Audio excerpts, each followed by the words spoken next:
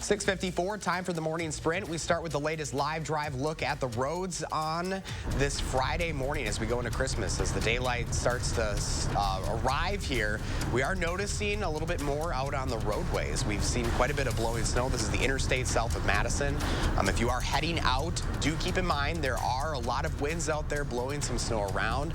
Photojournalist Mark Schilling has noticed quite a few semis pulled over along the side of the road due to that wind. The road is looking pretty clear here, but there are some slick and snow spots out there as it is too cold for that salt to be effective right now. So keep that in mind if you're doing any holiday travel.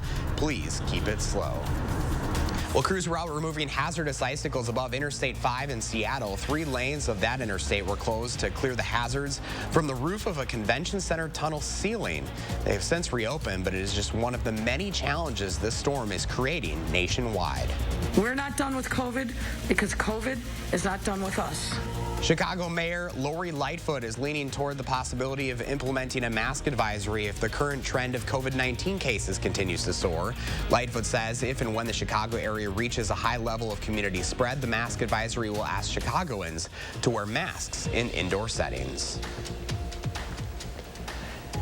Yeah, we still got the bitter cold right now, but the good news is the snow has kind of ended. Actually, the blowing snow, the radar's picking up the blowing snow in Iowa. You can see a little speck showing up there. That's because of the snow. Also, keep in mind that we have visibilities right now, 2.5 to 3 miles in certain areas, but the drifting of the snow across roads can create just as hazardous conditions, too. You don't even need the blowing snow once again, too. So keep in mind if you head out to the rural areas, that's really going to be the deal. The wind chills, everyone's going to see this today, regardless of where you are with the cold wind chills. Going to be 35 below. We should see a little bit improvement, but still 25 to 35 below all day, and that'll extend through tomorrow too. Something to keep in mind of as we go through. The things to know, like I said, already mentioned a little bit of improvement with the winds tomorrow. The winter storm alert day continues through Saturday, and then it looks like it warms up by next week. We'll be right back with an update.